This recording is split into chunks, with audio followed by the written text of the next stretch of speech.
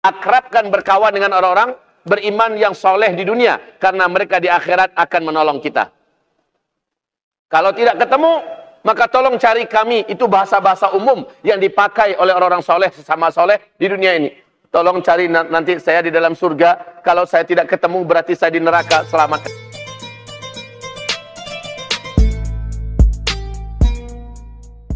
Assalamualaikum warahmatullahi wabarakatuh.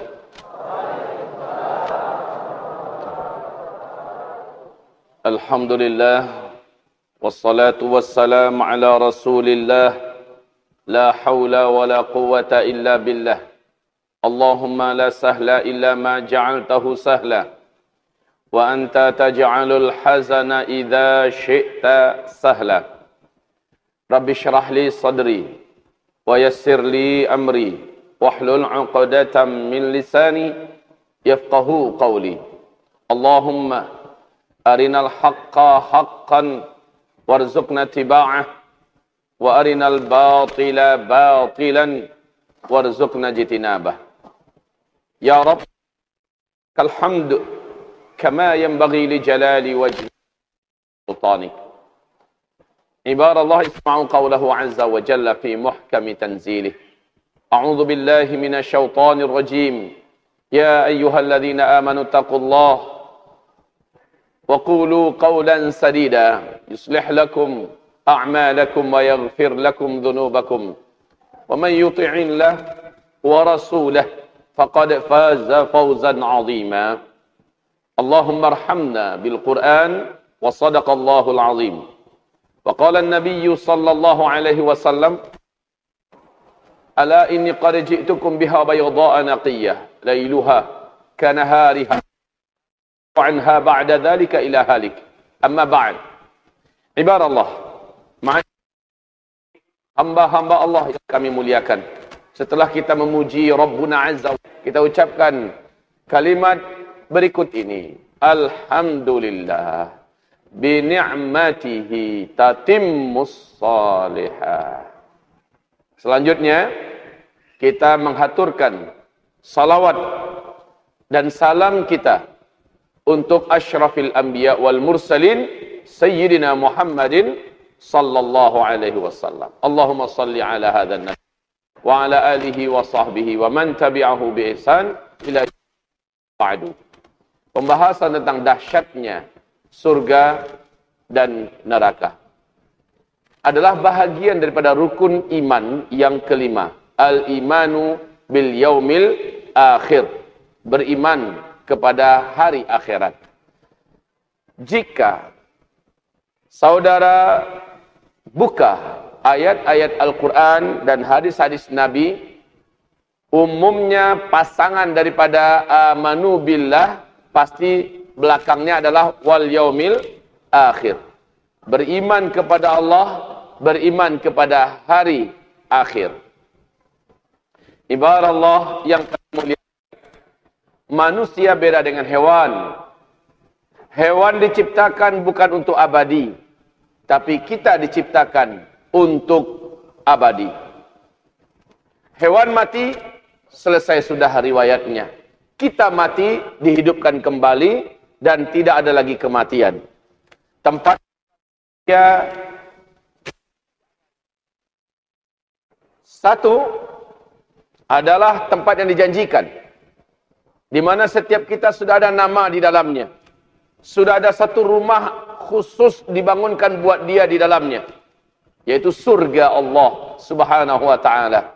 Jika sudah masuk ke dalam surga, selama-lamanya dia akan kekal di dalamnya, tidak akan pernah keluar. Jenis nikmat yang mereka rasakan adalah apa-apa yang nikmat di dunia ada, tetapi tidak terbayangkan yang ada di dalam surga. Dan ini kekal selama-lamanya. Tiap minggu mengalami pertambahan jenis nikmat, dan nikmat itu jauh lebih nikmat daripada sebelumnya. Adapun yang celaka, mereka diletakkan di neraka. Setiap orang yang terlahir ke muka bumi ini, kata Rasulullah SAW, baik jin maupun manusia. Saat malam ini saya ceramah, yakin dan percayalah, bukan hanya manusia yang hadir di sini, malaikat yang menyaksikan hadir, tapi ada juga bangsa jin yang kita tidak mampu lihat, banyak ikut menghadiri majlis ilmu ini. Allahu a'lam, itu kabar dari Rasulullah sallallahu alaihi wasallam. Mereka juga suka dengan manusia, suka mendengarkan ilmu dan majlis ilmu. Baik. Jadi, siapapun orang yang pernah terlahir di muka bumi ini, jinkah dia atau manusia, bila ia masuk ke neraka, maka ada yang abadi di dalam neraka. Ini perbedaannya. Kalau masuk neraka, ada yang abadi di dalam neraka. Yang abadi dalam neraka kafir, seluruh orang yang di luar agama Islam. Dua, seluruh munafik yang nifaknya nifak akbar. Tiga, seluruh orang-orang yang murtad batal syahadatnya, maka inilah manusia-manusia yang akan kekal di dalam neraka Jahannam selama-lamanya.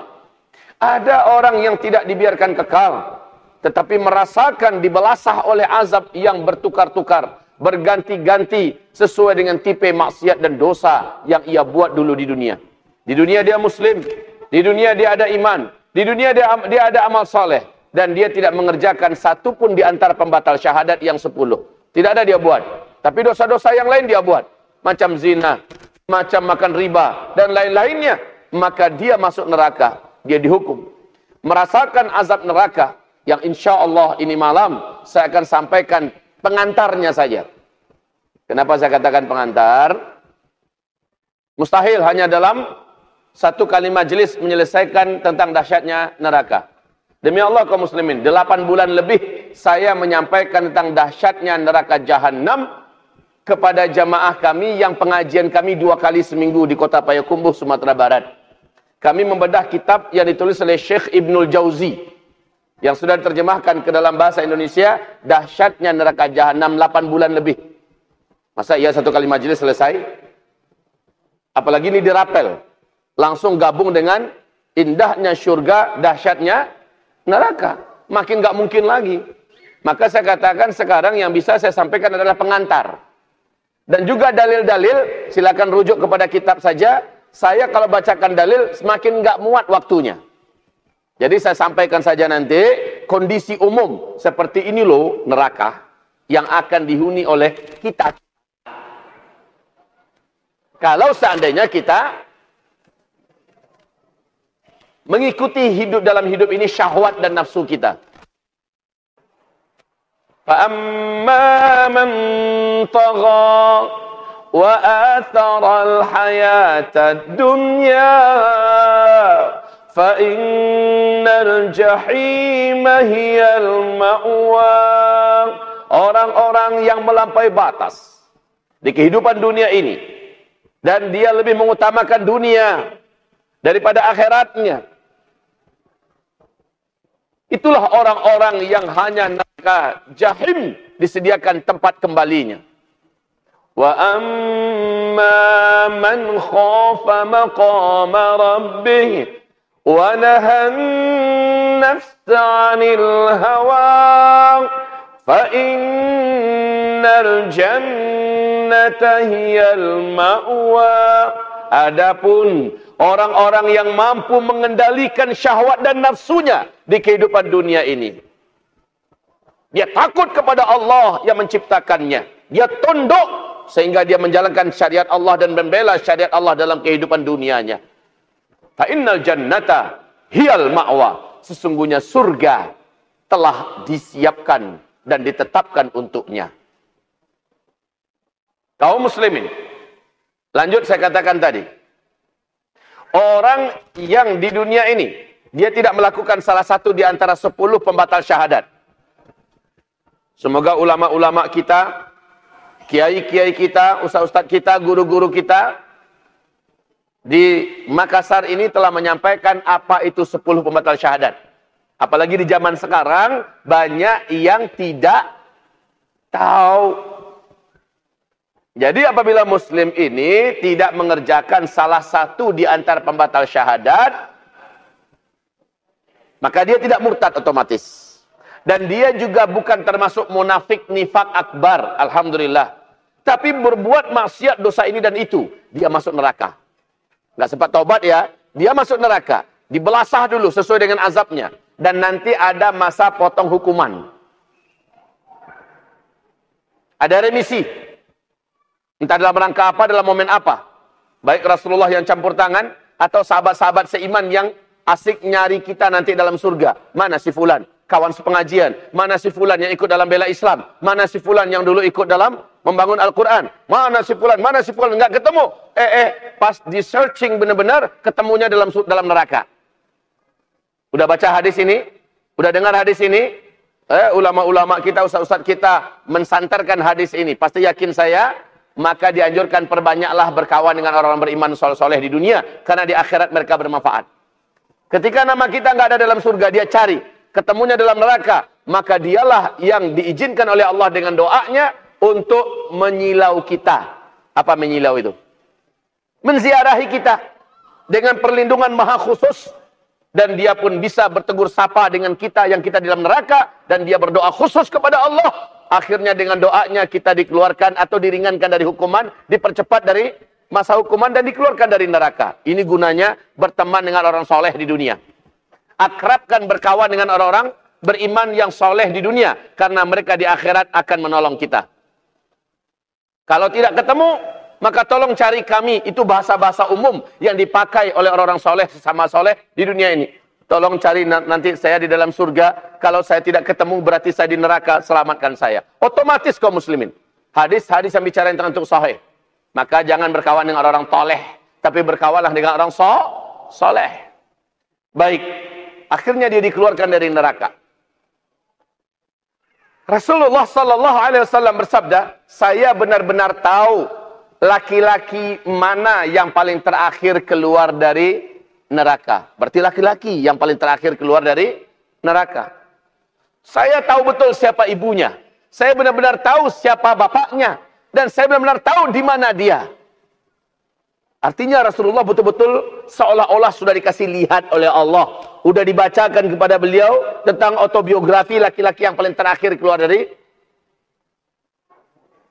neraka. Setelah ia keluar, dia lihat-lihat. Dari kejauhan tercium bau angin yang sangat indah, yang sangat lembut, yang sangat sejuk dan wangi. Dengan anginnya saja rasanya sudah lepas daripada kepenatan dan kengerian azab sebelumnya. Maka dia pun mendekat, berjalan, mendekat ke arah sumber bau wangi yang maha indah. Setelah dia dekat, dia lihat ada pagar yang maha indah tidak terbayangkan oleh kata-kata. Pagar itu bisa dilihat dari luar apa yang ada di dalamnya. Kemudian dari luar dia melihat pemandangan taman-taman yang maha luas dengan keindahan yang tidak terucapkan oleh bahasa manusia. Itu adalah taman surga. Surga yang paling bawah. Surga yang paling bawah. Surga itu ratusan lapis dan tingkatnya. Satu tingkat surga dengan tingkat surga yang lain, 500 tahun perjalanan, kata Rasul. Tidak diberitahu 500 perjalanan kaki manusia, 500 tahun perjalanan onta atau kuda, 500 tahun perjalanan helikopter atau jet atau apa, nggak tahu. Pokoknya 500 tahun perjalanan jarak satu lapis surga dengan lapis surga yang lain. Jadi yang paling bawah ini orang. Dia lihat dari luar, ngiler dia. Penuh nafsu. Semangat betul. Tapi malu untuk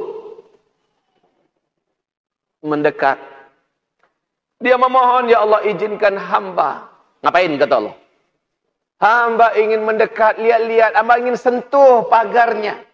Silakan. Maka dia merapat. Dari luar dia bisa menyentuh rumput-rumput yang maha lembut. Kaum muslimin yang kami muliakan. Pemandangan yang butuh. Kalau kita mendapatkan pemandangan itu sudah berapa duit mau kita keluarkan. Demi bisa selfie-selfie di lokasi itu. Nah ini orang akhirnya memohon yang khusus. Ya Allah, Engkau Maha Rahman, Engkau Maha Rahim. Ya Allah, Engkau Maha Pengasih, Maha Penyayang. Dengan rahmat-Mu ya Allah, izinkan hamba masuk ke dalam surga. Masukkan hamba ya Allah. Jangan hanya sebatas luar pagar. Maka Allah berfirman, hai hambaku, apabila aku masukkan engkau dengan rahmatku ke dalam surga ini, apakah engkau akan meminta permintaan yang lain? Tidak ya Allah, hamba janji. Cukup hamba di taman-tamannya saja. Hamba akan bermain-main di rumput-rumputnya. Hamba akan berlari-lari dari satu pemandangan taman kepada pemandangan taman yang maha indah di dalam surgamu ini. Cukup ya Allah. Hamba janji takkan minta lagi yang lain. Ketika Allah masukkan dia, Rasulullah bersabda, inilah nafsu. Ketika dimasukkan, setelah dia mencoba melangkah dan tidak pernah puas dia melangkah, tidak pernah capeknya dia, karena orang kalau sudah masuk surga, pantangannya tidak akan pernah keluar dari surga. Beda kalau masuk neraka, ada harapan keluar dari neraka. Tapi kalau masuk surga, pasti tidak akan keluar. Dia udah tahu banget itu. Maka ketika dia sudah masuk, dia udah merasa aman, aman. Cuma masalahnya nafsunya bergelora. Dia lihat ada rumah-rumah maha indah. Rumah-rumah, ya jangan dibayangkan rumah-rumah kayak kita-kita ini. Coba lihat, search di Google, lihat rumah-rumah mewah yang ada di India, yang ada di Hollywood, yang ada di mana-mana. Itu nggak ada level apa-apanya dibandingkan kakus daripada surga. Dan di surga nggak ada kakus ya. Kaum muslimin, Rasul bersabda, satu rumah nanti di dalam surga. Satu rumah nanti di dalam surga. Luasnya 70 mil kali 70 mil kalian di dunia ini. 1 mil 1,5 kilo saja. Maka 70 mil kali 1,5 kilo maknanya 105 kilometer. Itu baru bangunan rumah. Pernah lihat nggak di bumi ada rumah sebesar itu? Di sini kuncinya dikunci terlebih dahulu oleh Rasulullah. Ma la ainun ra'at wala udhunun sami'at wala khatara ala qalbin bashar. Telinga tidak pernah mendengar, mata melihat, tidak terkhayalkan oleh raja-raja khayal di bumi ini. Seperti apa indahnya yang ada di dalam surga. Rumahnya saja 1 kilometer, 105 kilometer kali 105 kilometer. Itu baru rumah. Dari apa dibuat rumah? Batakonya saja dari emas padat murni luar dalam padat. Emas. Semennya dari yakut dan zabarjat. Interiornya, hiasan-hiasan dindingnya, seandainya 1 berlian atau 1 butir batu mutiara yang nempel di dinding rumah orang beriman di dalam surga dilepas. Bumi dengan segala kekayaan yang ada di laut, kekayaan yang ada di darat, kekayaan yang ada dalam perut bumi, semua pulau-pulau yang ada di bumi dijual. Kalau perlu orang-orang yang hidup di bumi dijual semuanya. Belum akan mampu membeli 1 butir batu mutiara berlian yang nempel di dinding orang, rumah orang yang beriman di dalam surga. Allahu Akbar. Kaum muslimin, dari jauh laki-laki ini melihat rumah-rumah nan maha indah. Ditambah dia lihat dari jauh anak-anak kecil yang menarik. Apalagi lalu lalangnya bidadari. Dia memohon kepada Allah, ya Rabb, izinkan hamba sampai ke sana. Bukannya dia bosan main-main di taman, Pak. Tapi kan permintaan pertama hanya sebatas masuk dan di taman-taman aja jadilah. Ternyata setelah dia melihat yang di dalam sana. Dan dia minta izinkan hamba main ke sana ya Allah. Biar hamba nggak punya apa-apa, nggak apa-apa. Yang penting hamba bisa ke sana. Allah berfirman, hai hambaku, tadi engkau telah janji. Engkau takkan minta lebih daripada engkau masuk saja. Ya Rabb, engkau maha pengasih, engkau maha penyayang. Dengan rahmatmu, please deh, ya Allah, masukkan hamba. Maka Allah subhanahu wa ta'ala, kata Rasulullah tersenyum. Allah persilakan, masuk kamu. Jalanlah dia, keliling-keliling. Nggak ada capeknya. Semua yang nampak halal ya Allah, halal, halal, garap, makan. Setelah dia keliling-keliling, ada keinginannya pengen punya satu rumah. Rumahnya segede itu. Sementara dia minta gubuk, jadilah ya Allah. Mana ada gubuk dalam surga? Allah akhirnya berfirman, hai hambaku, sekarang aku berikan kepadamu permintaan ini, dan ini yang terakhir. Jangan minta lagi ya. Baik ya Allah, aku berikan kepadamu kekayaan orang yang terkaya di dunia 3 kali lipat daripada kekayaan mereka untuk engkau di surga ini. Kekayaan orang yang terkaya, yang pernah kaya dan tidak terkalahkan kekayaannya di dunia sejak Adam diciptakan sampai hari kiamat. Nah, kekayaan dia 3 kali lipat untuk orang yang paling terakhir masuk surga ini. Siapa orang yang paling terkaya di dunia? Sepakat? Nabi Sulaiman alaihis. Ini orang terkaya, yang tidak ada bisa mengalahkan kekayaannya. Nah, 3 kali lipat kekayaan Nabi Sulaiman dikasih ke orang yang paling terakhir masuk surga. Keren nggak tuh? Masya Allah. Ya Allah, benar nih Allah. Hai hambaku, kau terima sekarang. Oh, jungkir baliklah dia. Gembira yang tidak bisa diucapkan. Lalu Allah bertanya kepadanya, hai hambaku, bagaimana? Puas? Puas, ya Allah. Hai hambaku, sekarang engkau tak perlu minta, aku lipatkan 10 kali lipat dari apa yang kau terima sekarang, dan tidak ada lagi apapun tambahan buat engkau. Yang tadi aja udah nggak habis sama dia, dan nggak akan pernah habis. Sekarang dilipatkan 10 kali lipat. Kata Rasulullah dalam hadis ini, itulah orang terakhir yang akan keluar dari neraka dan paling terakhir masuk surga. Surganya surga paling bawah. Surga paling bawah. Saudara, bagaimana dengan surga di atasnya? Bagaimana dengan surga di atasnya lagi? Di atasnya lagi. Dan surga paling tertinggi adalah surga di mana Rasul, para nabi-nabi, para sahabat-sahabat, para syuhada, para solehin, orang-orang istimewa, para pejuang-pejuang, dan orang-orang yang terakhir di akhir zaman yang akan berperang di belakang Nabi Isa di Syam, dan orang-orang akhir zaman yang berperang nanti di sebelah timur Indonesia melawan kaum musyrikin dan munafikin. Syahid mereka di medan perang, mereka akan ada di surga paling atas, surga Firdaus. Bagaimana? Ibarat Allah yang kami muliakan, manusia mengatakan pohon-pohon yang ada di dalam surga, pohon yang paling kecil, pohon surga yang paling kecil. 100 hari kita jalan tanpa stop, 100 hari jalan mengelilingi batang pohonnya. Itu pohon surga yang paling kecil. Pohon surga yang paling besar, ada yang besar batang pohonnya 100 tahun jalan nggak berhenti. Jalan terus mengelilingi pohon itu.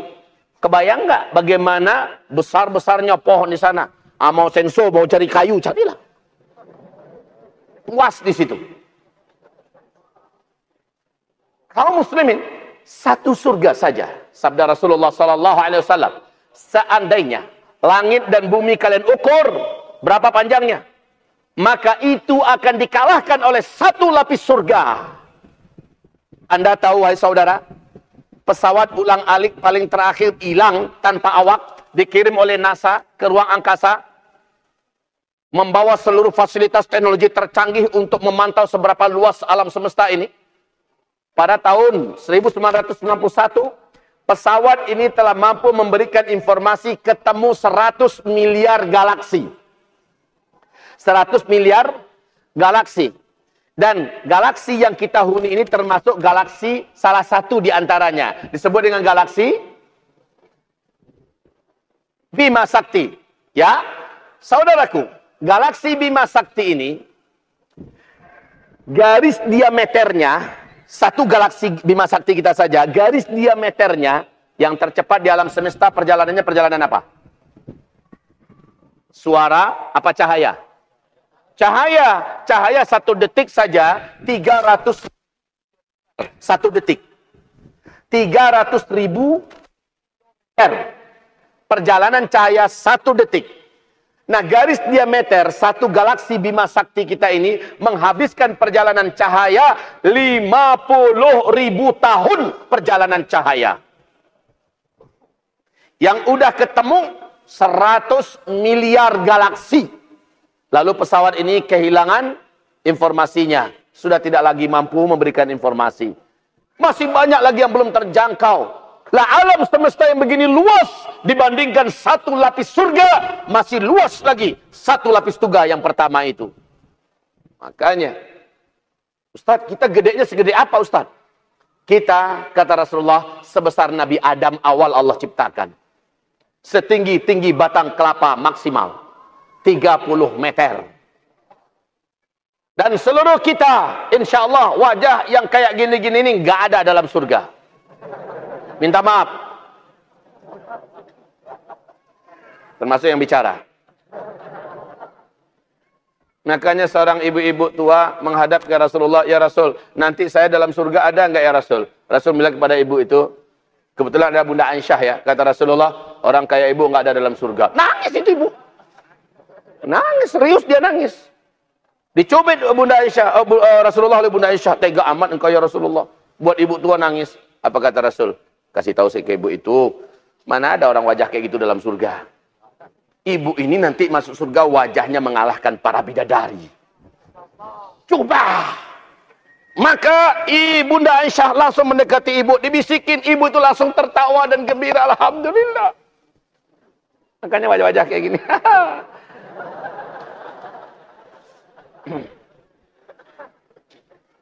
Masya Allah, kaum muslimin, kita nanti sebaya-sebaya. Usia kita nanti di dalam surga adalah 33 tahun, kata Rasulullah sallallahu alaihi wasallam. Tubuh kita maksimal dalam kekuatan. Dan saat itu dihapus dari seluruh makhluk hidup di dalam surga, jin dan manusia. Ingat, jin juga dalam surga, tapi jin juga sudah Allah kembalikan ke wujud aslinya. Maksudnya, wujud kasar.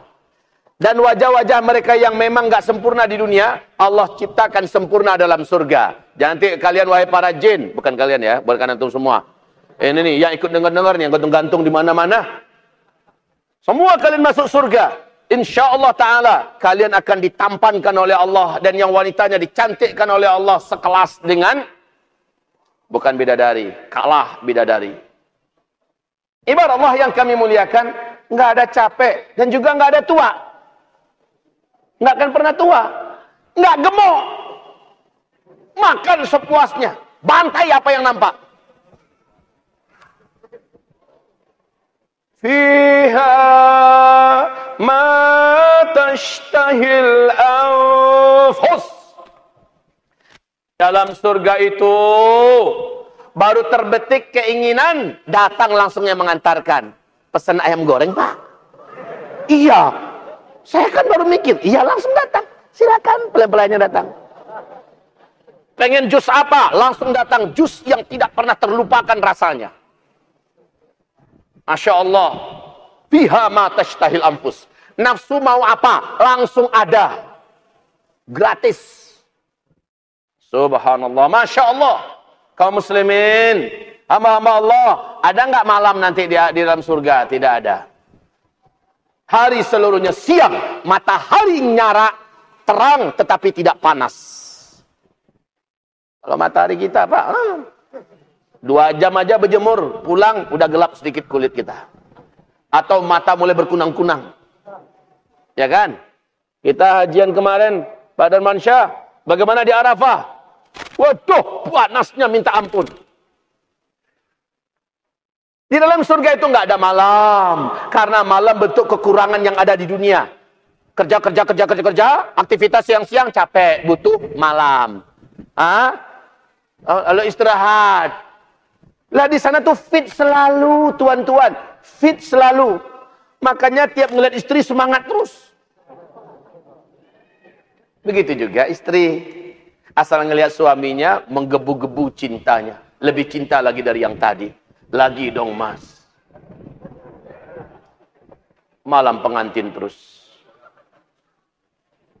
Masya Allah. Mau jadi ahli surga?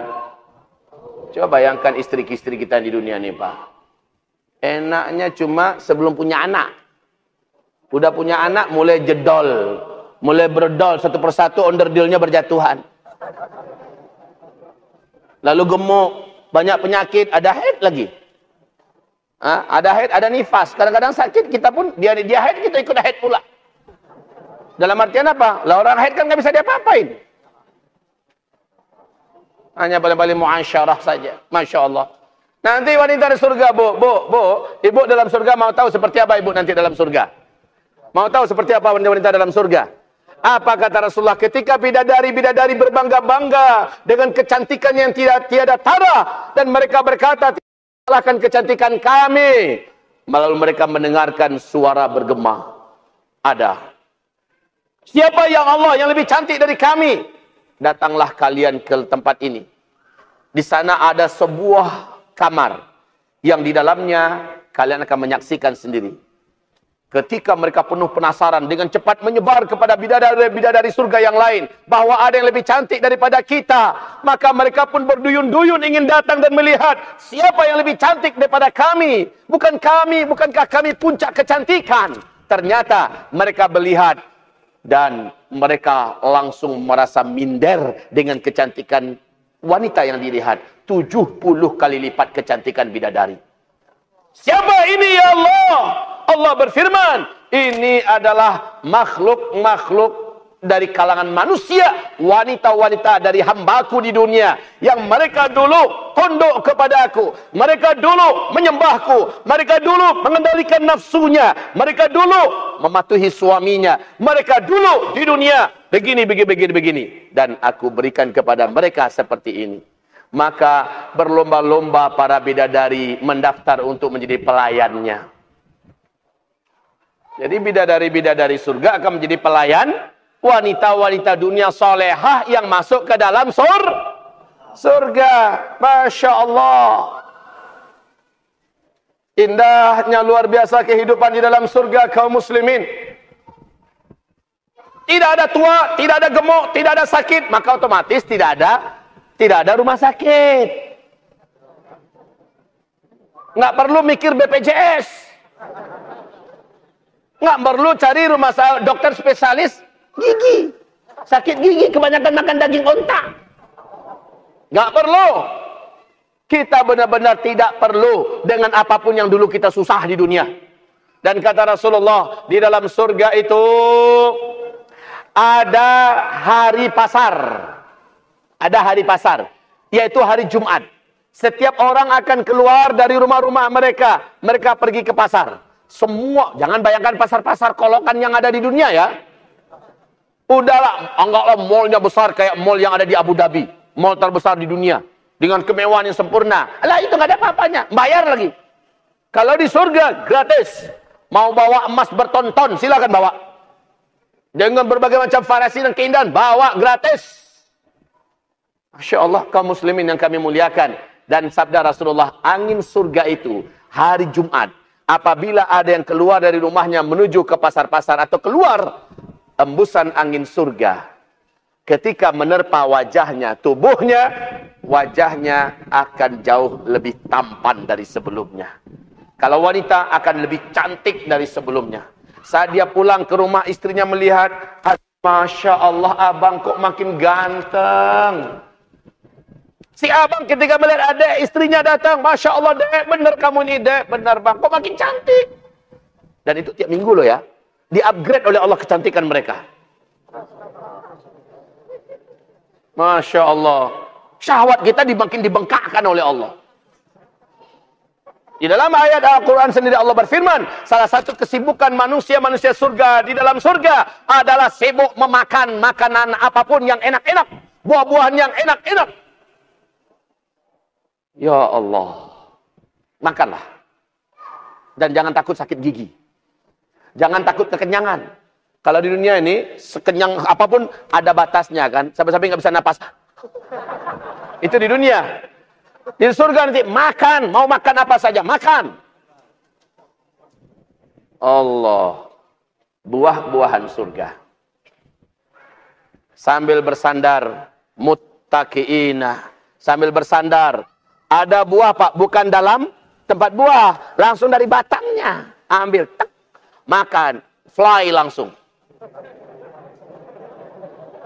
Enaknya itu buah, la ilaha illallah, la haula wa la quwata illa billah. Masya Allah, kaum muslimin, Lalu dari tempat yang dia petik tadi, muncul balik buah baru. Warnanya lebih menarik dari yang barusan dia petik. Ketika dia copot, dia makan lebih enak dari yang tadi. Maka tidak akan pernah ada namanya buah musiman dalam surga. Para penggila durian di dunia. Durian montong. Durian Thailand. Durian apa saja. Kalau durian di dunia ini, Pak, agak banyak aja sedikit, langsung kolesterol. Nah, durian sana minumlah. Makanlah puas-puas. Entah ada biji, entah enggak. Kulitnya nyakitin tidak, entah, saya nggak pernah lihat. Tapi yang jelas tidak ada yang namanya sakit di dalam surga. Tidak ada, tidak ada. Ustaz, kami dengar Ustaz, istrinya laki-laki surga nanti itu tidak satu. Banyak Ustaz. Betul nggak? Betul tidak? Dari mana tahu?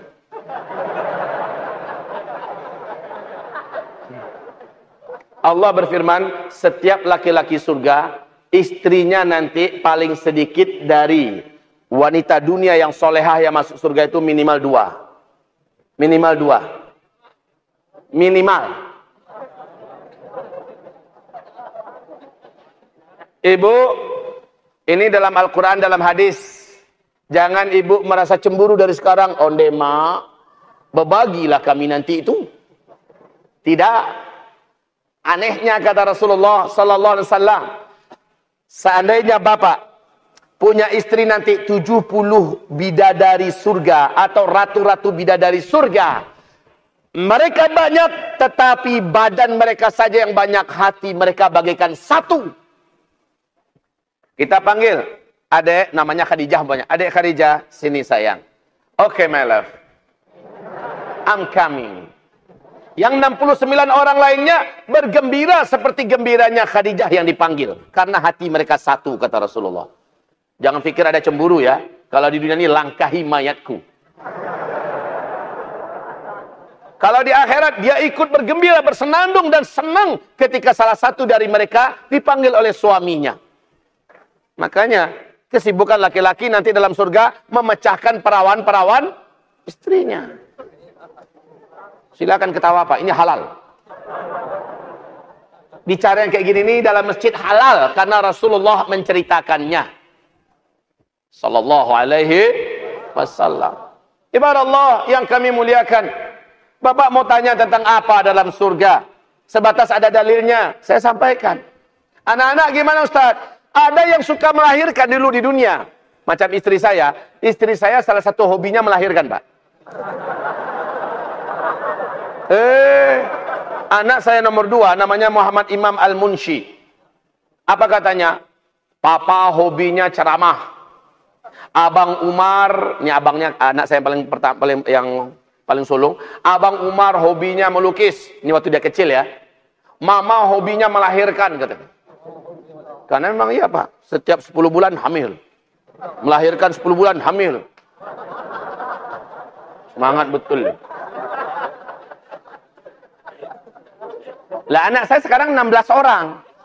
Dalam proses menuju 17. Itu baru macho man. Kan itu kata Rasulullah SAW, tazawwaju al-walud al-wadud, melahirkan, nikah. Tapi kalau melamar dia, dek, abang mau punya anak dari kamu 15 orang, sanggup nggak? Siap bang. Gitu. Kayak gitu. Al-walud al-wadud, yang punya kasih sayang. Kelihatan dia sayang sama anak-anak, dia sayang sama orang tua, dia sayang sama tetangga, dia sayang sama orang karib kerabatnya. Yang kayak gitu yang dinikahi kata Rasulullah. Fa inni mukatsirum bikumul umam. Aku ingin nanti di depan bangsa-bangsa yang lain di hari kiamat berbangga-bangga karena anak-anakku, karena umatku banyak yang punya anak. Sekarang program KB, ini bukan program yang dicintai Rasulullah pastinya. Karena Rasul suka umatnya beranak banyak. Berapa anaknya baru Pak? Inna lillahi wa inna ilaihi raji'un. Serius. Wajah tampang Arab, Pak. Tapi udah bujang lapuk. Doain. Mau nikah, Pak? Ya, jangan nunggu-nunggu. Ini akhir zaman, Ustaz. Saya udah azam di akhirat saja nikahnya nanti. Nggak boleh gitu.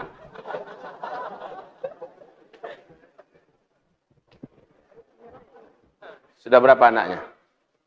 Innalillahi wa inna ilaihi raji'un. Belum nikah. Saya sering nanya orang, kalau di Sumatera Barat itu cepat nikah, Pak. Alhamdulillah.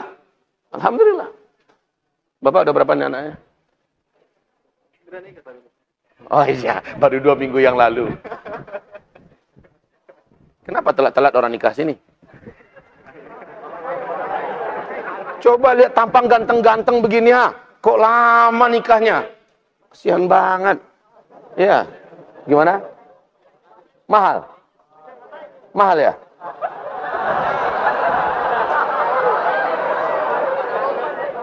Apa sabda Rasulullah? Wanita termulia di bumi ini adalah wanita beriman yang meminta mahar ringan-ringan. Ini wanita termulia. Simak di atas tuh. Kalau datang laki-laki soleh, beriman, penghasilannya pas-pasan. Dia soleh, akhlaknya terkenal kemana-mana, harum dan mulia. Dia datang, penghasilannya anggaplah baru 1 juta 1 bulan. Melamar. Jangan tolak. Maharnya berapa? Abang sanggup berapa maharnya? Kalau adik minta 1 emas, kalau abang sanggup. Enggak sanggup dek 1 emas. 1/2 emas. Juga enggak sanggup dek 1 gram emas. 1 gram sanggup enggak abang? Enggak juga sanggup. Lalu abang sanggupnya apa? Seperangkat alat sholat. Siap. Semulia-mulia wanita beriman di muka bumi, kata Rasulullah, adalah yang meringankan permintaan mahar. Tapi mahar jangan kita yang melobi. Dek, maharnya murah-murah aja ya. Memang mahar dari dia. Dia yang menentukan mahar. Oke, kita kembali. Jadi, cari wanita beriman yang tentu tidak akan menuntut mahar tinggi-tinggi. Mungkin karena mahar juga ya masalahnya. Masya Allah. Mana cerita kita nih? Kita sampai kemana tadi? Tentang? Iya. Jadi wanita-wanita surga itu kayak gitu. Dan juga nggak ada cemburu-cemburunya, jangan cemas. Saya menghadapi banyak kasus sekarang ini. Orang-orang yang mengadu kepada saya. Ustaz, ini suami saya menikah lagi Ustaz. Ustaz, ini suami saya akan menikah lagi Ustaz. Ustaz, ini suami saya menikahnya diam-diam Ustaz. Ustaz. Ngadu. Baik. Ini kalau wanita dunia. Kalau wanita akhirat, saat mereka antri sambil bermain-main bergembira, dipanggil salah satu, yang lain tidak akan cemburu. Seujung kuku pun tidak akan cemburu. Dia ikut senang dan bahagia. Dia ikut ceria dan bersuka cita ketika salah satu dari mereka dipanggil oleh Sang Arjuna. Saudaraku, hamba-hamba Allah yang kami muliakan, itu sepenggal tentang surga. Udah lebih setengah jam. Udah 43 menit. 45 menit. Kita mulai tadi kurang dari jam 8.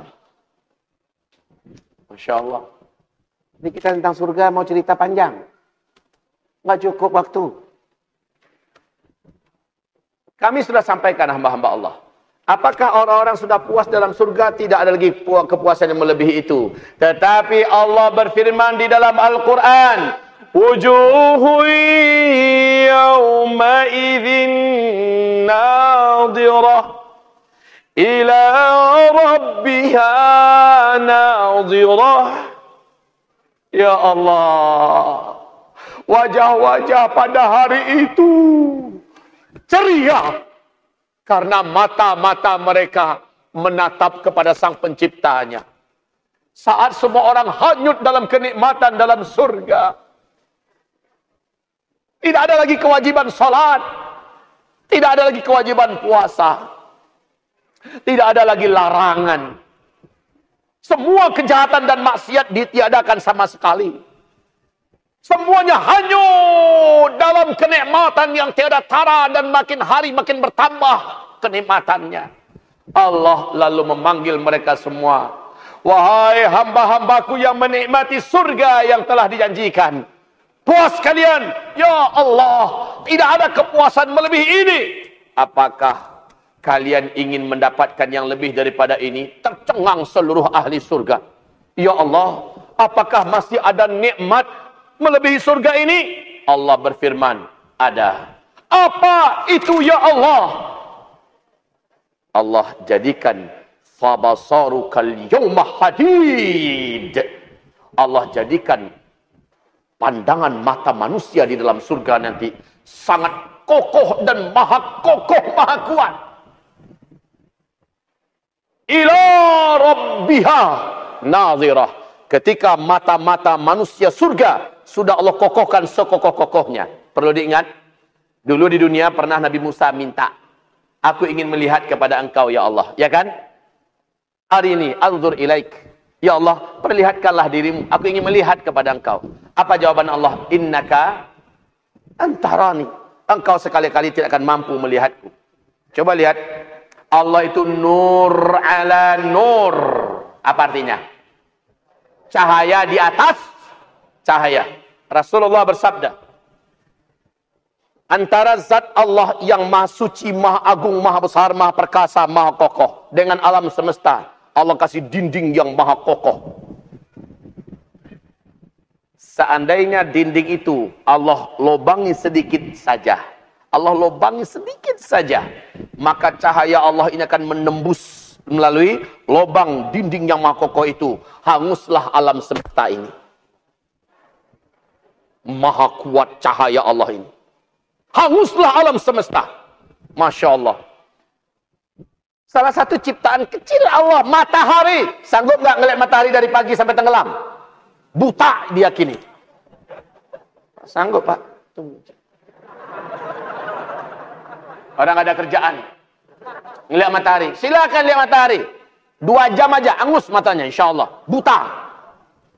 Nah ini baru makhluk. Tapi nanti mata-mata penduduk surga ditajamkan oleh Allah, dikuatkan oleh Allah Subhanahu wa ta'ala. Lalu Allah buka tabir yang maha kuat itu.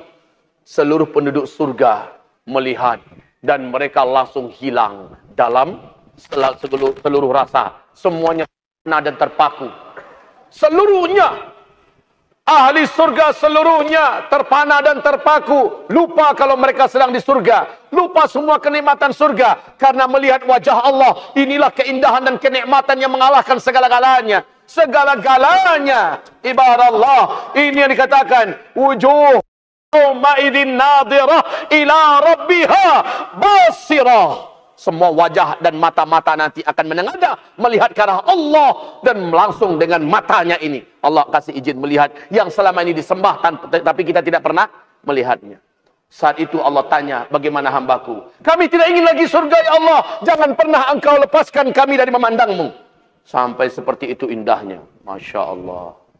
Ya Rabb, adakah mata-mata penuh dosa ini akan melihat Allah nanti? Adakah mata-mata yang jarang untuk begadang dalam tahajud ini bisa melihat Allah nanti? Adakah mata-mata yang sering nonton film porno ini bisa melihat Allah nanti? Adakah mata-mata yang sering melihat aurat-aurat terbuka ini diizinkan melihat Allah nanti? Maka menangislah wahai mata-mata yang penuh kelalaian dan dosa. Hapuskan dosa-dosa itu dengan penyesalan dan air mata. Ada mata yang akan Allah jaga dari neraka. Ada mata yang akan Allah halalkan nanti melihat wajah Allah. Mata yang taubat menangis atas dosa-dosanya kepada Allah. Mata yang dibawa bergadang untuk berjihad di jalan Allah. Mata yang dihabiskan untuk qiyamul lail, untuk tahajud dan membaca Al-Quranul Karim. Mata yang dipakai menangis ketika berzikir dia kepada Allah Subhanahu wa ta'ala. Mata-mata ini akan Allah haramkan dari api neraka. Akan Allah izinkan melihat kepada wajah Allah. Mata yang dijaga daripada maksiat dan dosa. Mata-mata inilah yang akan Allah berikan izin bisa melihat Allah nanti pada hari kiamat. Dan yang bisa melihat Allah hanyalah yang di dalam surga. Yang di dalam surga saja. Ibarat Allah yang kami muliakan. Indahnya syurga bala ainun ra'at wala udhunun sami'an wala khatara ala qalbin bashar. Kalau kita melihat begitu sempurnanya surga, sungai-sungai yang mengalir di surga kaum muslimin, sungai dengan bervariasi rasa. Rumah kita nan maha besar itu mengalir juga sungai-sungai. Arak yang tidak memusingkan dan memabukkan, tapi arak yang sempurna, maha sempurna rasanya. Arak termahal semesta, bahkan tidak ada di dunia. Dan arak ini mengalir, kita bisa nyemplung ke dalamnya. Kita bisa mandi dan minum sepuas-puasnya. Arak yang maha sempurna. Di sungai yang lain, madu. Madu yang terbaik, tidak ada di alam semesta. Itulah sungai kita berikutnya. Di luar dan di dalam mengalirlah madu-madu. Sungai dari susu yang tidak pernah berubah. Dan susunya jangan bayangkan susu yang ada di dunia ini.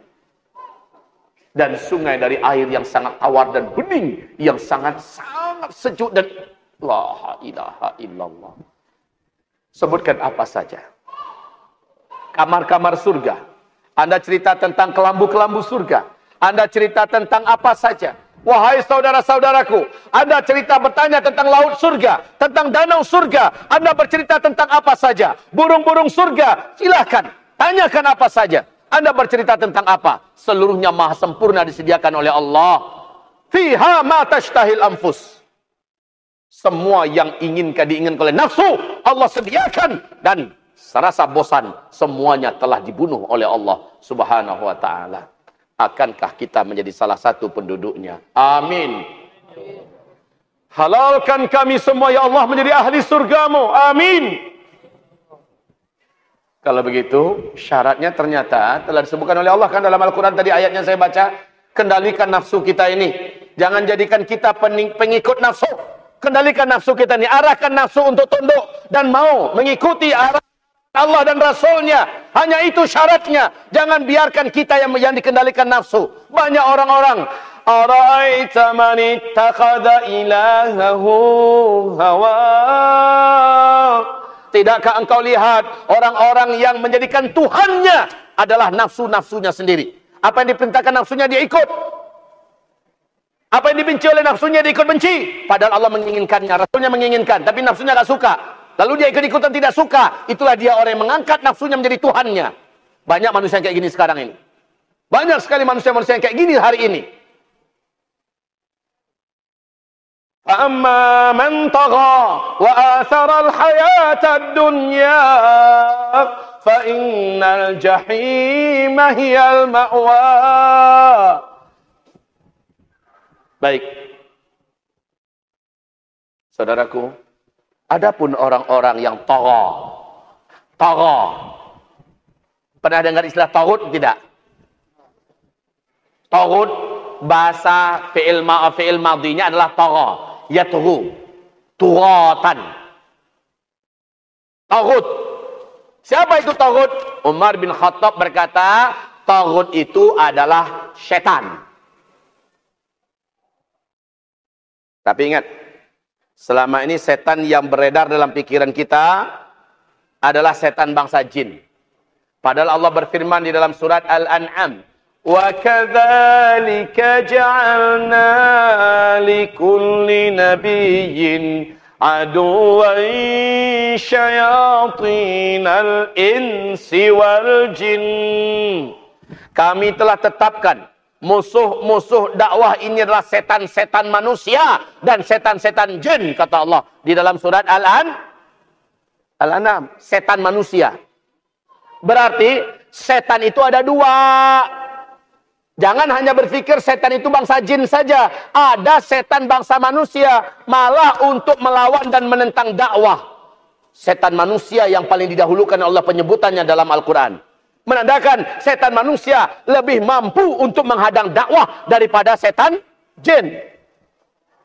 Firaun. Firaun itu setan apa tidak? Jawab. Firaun itu jahat apa tidak? Firaun itu melawan dakwah apa tidak? Maka Firaun setan apa tidak? Itu dia taghut. Firaun adalah taghut, setan manusia. Dia berkuasa, dia punya semuanya. Bala tentara, dia punya media, dia punya harta, dia punya semua kemampuan. Tapi Musa dituduhnya yang tidak-tidak. Apa kata Firaun?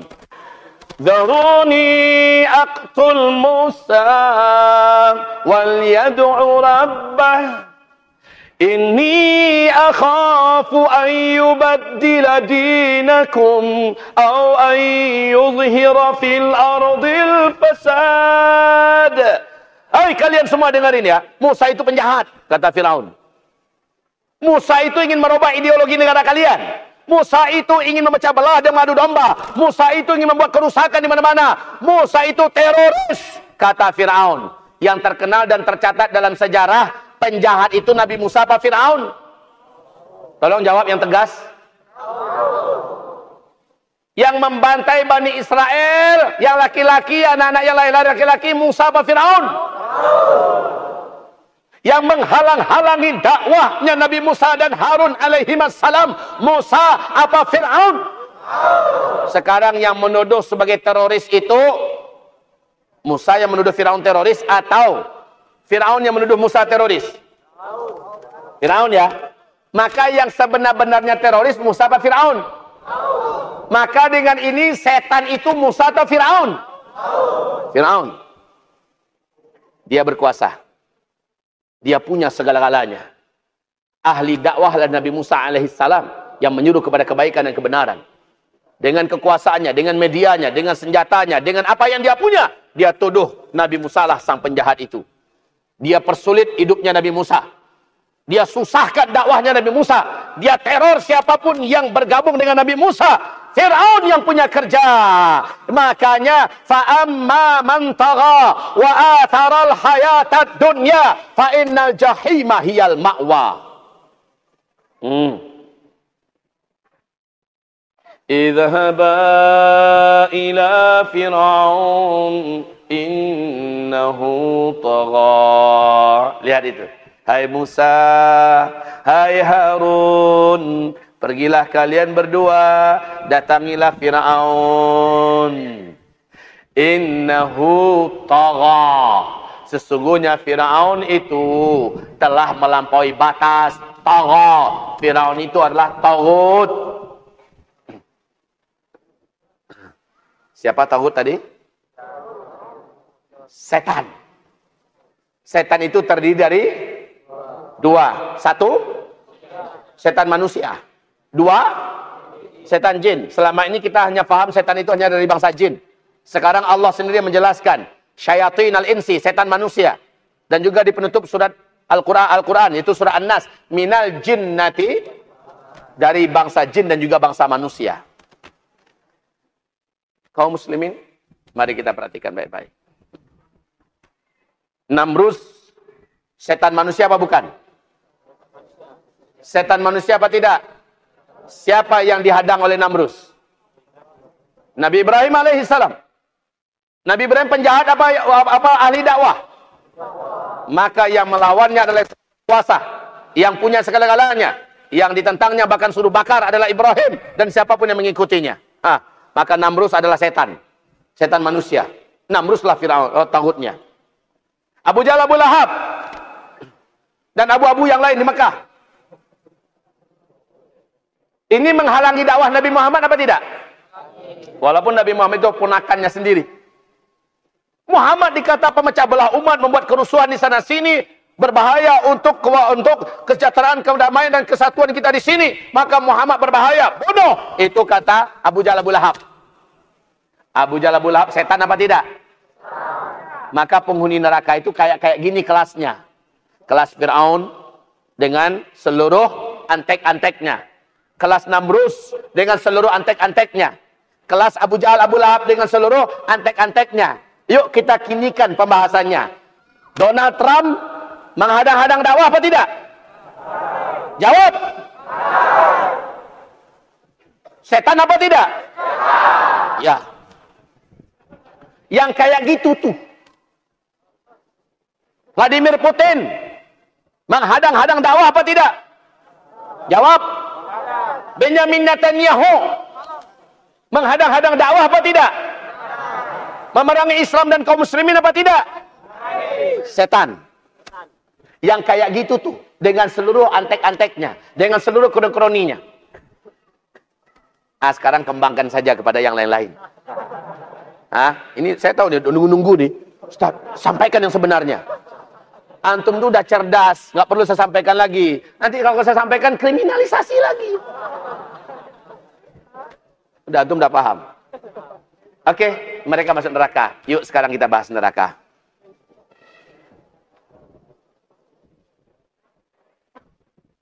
Saudara-saudaraku, hamba-hamba Allah yang kami muliakan. Saya yakin panitia, mana panitia? Semuanya, bukan. Pembahasan masalah neraka ini. Saya katakan tadi, 8 jam non-stop, 8 bulan lebih non-stop, tiap minggu saya ngisi 2 kali, 1 kali ngisi hampir 2 jam, nggak selesai Pak, membahas masalah neraka. Maka saya mulai dari mana?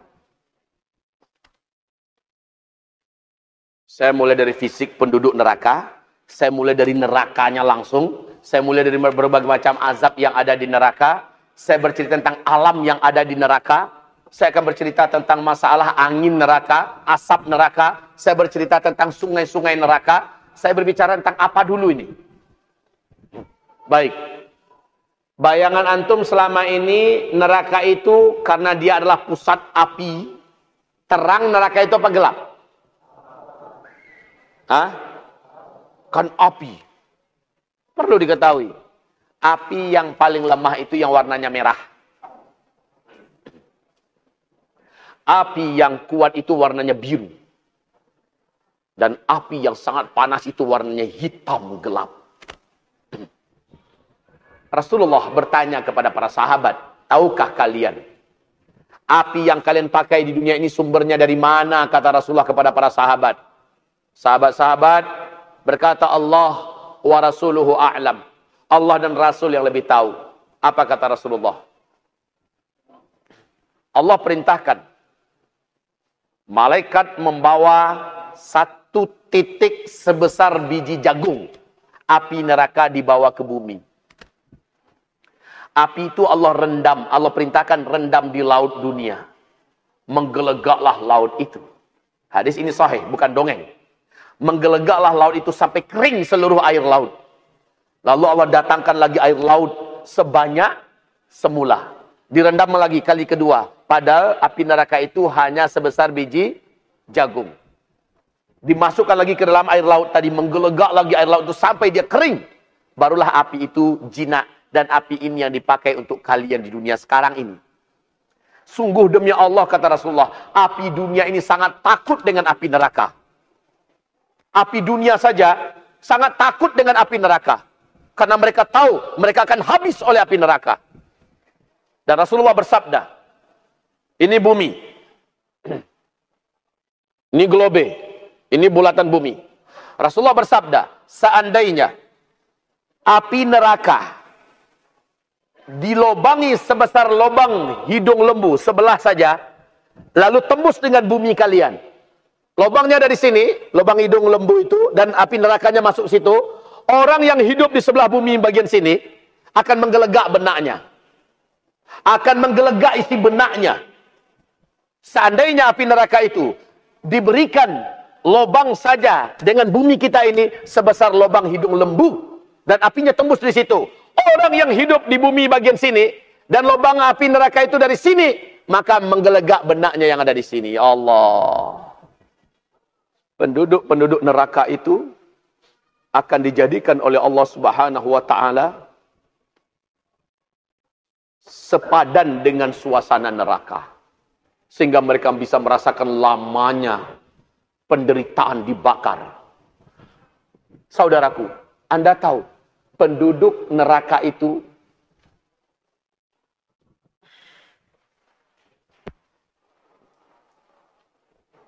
ini hamparan padang mahsyar.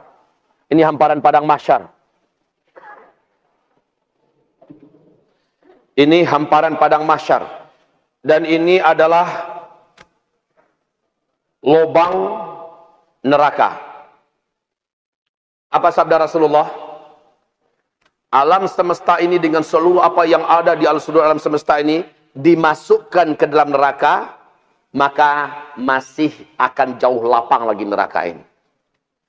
Titian sirat dari padang mahsyar yang orang kafir langsung diseret, digelandang dengan hina menuju ke neraka. Sementara ketika dimasukkan ke dalam pintu-pintu neraka menggelinding. Entah berapa lama mereka harus menggelinding. Padahal kata Rasulullah sallallahu alaihi wasallam, orang yang berjalan di atas sirat nanti ada yang terjatuh. Pernah suatu ketika Rasul sedang duduk-duduk dengan para sahabat, tiba-tiba seluruhnya mendengar suara Merinding seluruh mereka mendengar ketakutan. Rasul bertanya kepada para sahabat, saudara, apa kalian tahu barusan itu suara apa? Mereka menjawab, Allah wa rasuluhu a'lam. Hanya Allah dan Rasulnya yang tahu. Kata Rasulullah, itu adalah batu yang besar dilemparkan dari bibir neraka ke dalam jurang neraka 70 tahun yang lalu baru nyampe sekarang. Batu yang besar dilemparkan dari bibir neraka 70 tahun yang lalu, melesat selama 70 tahun baru nyampe. Allah. Saudaraku, orang-orang yang masuk neraka, Allah jadikan siksaan neraka itu hari demi hari terus berlipat daripada sebelumnya dahsyatnya.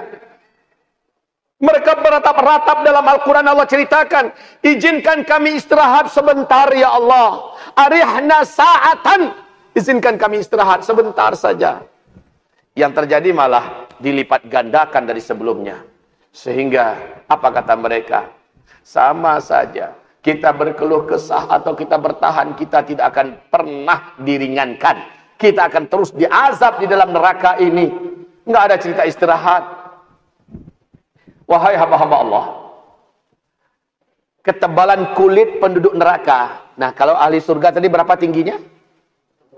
Cuma 30 meter. Sementara penduduk neraka, kata Rasulullah SAW, gurat-gurat, apa namanya ini? Kalau kita seperti ini kan ada garis-garis seperti ini ya. Garis-garis di kening penduduk neraka nanti bisa membuat sungai-sungai besar di dunia ini. Besarnya penduduk neraka itu. Sehingga kata Rasulullah SAW, penduduk neraka nanti gigi gerahamnya saja sebesar gunung Uhud. Satu gigi gerahamnya saja sebesar gunung Uhud. Apa kalian tahu? Apa hamba-hamba Allah tahu? Tempat duduk penduduk neraka nanti, satu dudukan itu, berarti bayangkan pinggulnya penduduk neraka ya, adalah perjalanan antara Mekah ke Madinah, kata Rasulullah Sallallahu Alaihi, itu untuk satu orang. Bayangkan besarnya penduduk neraka itu nanti, dan itu adalah jin dan manusia. Saudara-saudaraku yang saya cintai, ketika di padang mahsyar, orang-orang belum lagi dimasukkan ke dalam surga, belum lagi dimasukkan ke neraka. Penduduk-penduduk calon neraka itu sudah dibuat di satu komunitas. Ini seluruhnya pasti masuk neraka nih. Mereka ketika didekatkan neraka kepada mereka, bunyi suaranya saja sudah hampir beruban mereka semua. Baru mendengar bunyinya. Saat salah seorang di antara mereka disuruh, lihat apa yang kalian saksikan. Maka dia pun diajak oleh malaikat yang kokoh-kokoh dan besar-besar perkasa-perkasa ke tepi jurang neraka, dan dia melihat ke dalam. Langsung mengerikan bentuk orang ini, saking ketakutannya dia. Langsung berubah bentuknya, fisiknya, kulitnya, wajahnya, semuanya berubah. Langsung hawa neraka itu memberikan penyesuaian kepada calon penduduknya, sehingga dia kembali sudah mengerikan bentuknya macam raksasa yang maha menakutkan. Calon ahli neraka berkata, celakalah kamu, siapakah kamu? Apa kata dia? Saya yang kalian utus tadi. Apa yang kau saksikan? Dia mengerikan. Dia mengatakan betapa mengerikannya apa yang saya lihat. Kalian tidak akan sanggup melihat apa yang saya lihat. Itu baru melihat, Pak, belum lagi memasukinya. Mik saja nggak sanggup mendengarnya. Udah lemes dia. Kaum muslimin yang kami muliakan. Makanya tadi saya katakan, saya memulai cerita dari mana? Sirotnya saja. Silakan nanti buka ceramah saya di Uzma Media TV Channel tentang dahsyatnya sirat. Saya ceramahkan itu di Masjid Trans di Bandung ya. Masjid Trans apa namanya? Trans Studio. Masjid ini 3 tingkat. Anak muda semua. Nangis mereka mendengarkan tentang sirat.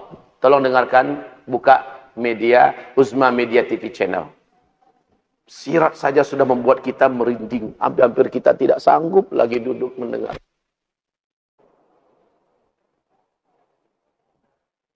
Saat kita meniti sirat, kaum muslimin, perjalanan itu jauh sekali. Sahabat ketika mendengarkan firman Allah dalam Al-Quran, minum illa wariduha, tidak ada seorang pun di antara kalian, di antara mereka, di antara manusia, melainkan wajib mendatangi neraka. Para sahabat langsung ketakutan, ya Rasul, berarti kami harus masuk neraka. Kata Nabi, bukan, melainkan kalian wajib meniti di atas sirat. Dan perjalanan yang maha panjang, maha jauh. Bayangkan saja, wahai saudara-saudaraku, alam semesta ini dimasukkan semua. Masuk. Berapa jauhnya perjalanan ini? Dan betapa lelahnya bagi orang yang hanya sekedar berjalan biasa. Betapa lelahnya, sedangkan kita melaju dengan kecepatan kuda yang paling kencang di dunia ini. Masih akan lama lagi sampai di seberang sana. Tidak tahu berapa lamanya. Sementara panasnya api neraka di bawah itu. Asapnya yang naik ke atas. Pernah tidak masak nasi atau air sampai menggelegak, nasi sampai menggelegak, coba buka tutupnya, letakkan tangan kita sebentar. Atau letakkan tali di antara itu, jalankan tangan kita sedikit. Coba tes. Saya yakin menjerit. Itu baru asapnya air yang menggelegak. Nasi yang menggelegak, kita jalankan. Langsung menjerit kita. Pasti langsung merah di tangan. Bayangkan api neraka. Asapnya saja. Ya Allah. Kemudian lidah-lidah neraka itu, kata Rasulullah, dari bawah menyambar-nyambar seperti lidah-lidah naga yang ingin mengambil siapapun yang ada di atas. Lidah-lidah neraka menyambar-nyambar. Dan itu dalam kegelapan, tuan-tuan. Dalam kegelapan. Gelap. Sementara kata Rasulullah, ada kail-kail raksasa yang menyambar-nyambar. Sekarang kita berjalan, menyambar-nyambar kail-kail raksasa ini. Dan kita tidak melihat. Banyak yang terkena, langsung tersangkut dan dibawa, jatuh. Bahkan ada yang sudah dekat dengan penyeberang, udah dari sana, udah dekat. Rasul menunggu di sana. Allahumma sallim, Allahumma sallim. Wahai umatku, sikit lagi wahai umatku. Kira-kira tinggal berapa meter lagi, tergelincir, jatuh. Padahal perjalanan begitu melelahkan. Ya Allah, saudara-saudaraku, bila kita bercerita tentang sirat saja, ini cukup membuat kita harusnya taubat nasuha. Siapakah orang-orang yang Allah kasih dia bercahaya sehingga jalan itu begitu jelas nampak, dan jalan pun dibuat lebar oleh Allah, dan dia dibuat cepat oleh Allah? Siapakah orang-orangnya? Amalnya dan imannya di dunia yang menentukan. Tapi orang munafik dipastikan nggak akan ada satu pun yang bisa meniti. Orang munafik dalam kegelapan yang nyata, seluruh mereka dari awal bibir saja sudah bergelinding, sudah jatuh semuanya orang munafik. Orang-orang yang di dunia ini pro kepada penghina Al-Quran, pro kepada orang-orang yang suka melecehkan para ulama, pro kepada orang yang suka mengintimidasi dakwah, pro kepada orang-orang yang jelas-jelas membuat susah umat Islam dan Islam ini. Jelas kalau dia orang Islam, itu orang munafik. Siapapun yang ada di kubu mereka, jelas itu orang munafik. Nanti di akhirat lihat saja. Di dunia ini mungkin kita baiknya diam, tapi di akhirat mereka akan meratap-ratap. Unzuruna naktabis min nurikum. Wahai teman, wahai kawan, tunggulah sebentar, tunggulah, kami mau numpang dengan cahaya kalian. Orang beriman nanti bercahaya. Menjelang di ketitian, orang beriman bercahaya masing-masing. Cahayanya ada yang sebesar gunung, satu orang ada yang cahayanya sebesar bukit, satu orang ada yang cahayanya sebesar tubuhnya, dan satu orang ada yang cahayanya hanya sebesar tangan, satu orang ada yang cahayanya hanya sebesar kuku. Dengan cahaya itu dia mengandalkan, kayak ada senter-senter kecil itu, dia bisa mengandalkan untuk menyeberang. Tapi orang munafik tidak ada cahaya sama sekali. Dan orang beriman tidak ingin berlama-lama, mereka melaju dengan cepat. Apa kata orang munafik? Tunggu, kami mau numpang dengan cahaya kalian. Apa kata orang beriman? Yang tahu bahwa di dunia inilah orang yang dulu ngejek-ngejek dia. Inilah dulu di dunia orang yang memfitnah dia. Inilah dulu di dunia orang yang melecehkan syariat Allah, padahal dia muslim juga. Inilah dulu di dunia orang-orang yang mengatakan bodoh kepada kita orang-orang beriman yang ingin membela agama Allah. Tinggal mereka. Apa jawaban orang beriman? Irji'u wara'akum faltamisu nura. Kembalilah kalian ke dunia. Di dunia kalian ambil cahaya untuk kalian pakai hari ini. Kalian dulu tertawakan sholat. Kalian dulu permainkan syariat. Kalian dulu lecehkan Al-Quran. Kalian dulu ketawa ketiwi bersama-sama dengan para penghina ulama dan Al-Quran. Masya Allah. Kembalilah kalian ke dunia. Carilah cahaya kalian di dunia. Lalu orang-orang beriman ini langsung menyeberang. Sementara mereka ketinggalan. Lah, mereka nggak ngelihat ada lubang menganga di depan. Boro-boro mau lihat sirat, lubang aja nggak nampak. Dan mereka wajib terus berjalan karena ada yang mendesak dari belakang. Akhirnya mereka masuk ke dalam neraka. Kira-kira duluan mana yang sampai di dalam dasar neraka? Orang munafik duluan atau orang kafir yang tadi menggelinding? Siapa duluan yang sampai dalam dasar neraka? Siapa? Jelas orang munafik. Kenapa? Karena orang munafik langsung terjun. Sementara orang kafir menggelinding. Logikanya mana yang lebih cepat nyampenya? Sedangkan dia langsung terjun saja 70 tahun baru nyampe. Apalagi orang yang menggelinding, itu lebih lama lagi. Kaum muslimin yang kami muliakan, saat sampai mereka fit darkil asfali minan nar, orang-orang munafik ini jangan pernah berharap akan keluar dari neraka selama-lamanya. Khalidina fiha abada. Mereka akan kekal di dalam neraka selama-lamanya. Orang yang demi jabatan, diiming-imingi kekuasaan, ditakut-takuti dengan ancaman, lalu berubah, pindah kubu. Seperti Ar-Rajal Unfuah. Tahu Ar-Rajal Unfuah? Ini saya jadikan ini sebagai closing pembahasan kita malam hari ini. Jelas nggak selesai pembahasan kita tentang neraka. Mukadimah pun nggak sampai. Begini, Nabi berkata di hadapan para sahabatnya, saudara-saudara, awas. Di antara kalian ini ada orang yang kelak di akhirat masuk neraka jahanam dan gigi gerahamnya sebesar gunung Uhud. Di situ ada Abu Bakar, ada Utsman, ada Umar, ada Ali bin Abi Thalib, ada Abu Hurairah, ada sahabat-sahabat senior. Apa kata Abu Hurairah? Kami pun ketakutan. Setiap kami mencemaskan dirinya, siapa kira-kira? Lalu berguguranlah satu persatu syahid di jalan Allah. Husnul khatimah. Tinggal saya dan dengan Ar-Rajal Unfuah. Saya makin ketakutan, jangan-jangan saya orangnya. Ini ciri khas sahabat ya. Ciri khas sahabat selalu menyalahkan diri daripada asik mencari salah orang lain. Jangan-jangan saya. Kemudian Musailamah Al-Kadzab makin jaya. Dia mengumumkan Nabi setelah Nabi Muhammad. Dia pandai beretorika, pandai menarik hati, kekuasaannya makin luas, harta kekayaannya semakin banyak. Musailamah Al-Kadzab mengimbau-imbau dengan iming-imangan dunia, dengan posisi dan jabatan. Makin banyak yang terpukau dan terpikat oleh dunia dan harta serta kedudukan bersama Musailamah Al-Kadzab. Lalu Ar-Rajal datang kepada sang khalifah. Wahai khalifah, percayakan saya. Dia hafiz Quran. Dalam riwayat mendekati hafiz Quran. Dia guru dan ahli dakwah. Dan juga beberapa kali ikut perang bersama Rasulullah dan para sahabat. Ar-Rajal ini terkenal sebagai orang yang bertakwa. Lihat akhir hayatnya. Dia mohon kepada sang khalifah, percayakan saya akan luruskan dia. Saya yang akan dakwahi dia. Saya akan bawa dia kembali kepada jalan Allah ini. Maka kata khalifah, kamu yakin? Saya yakin, percayakan pada saya. Sampai dia berjumpa dengan Musailamah Al-Kadzab. Singkat cerita, Musailamah lah yang mampu menarik dia bergabung ke kubunya.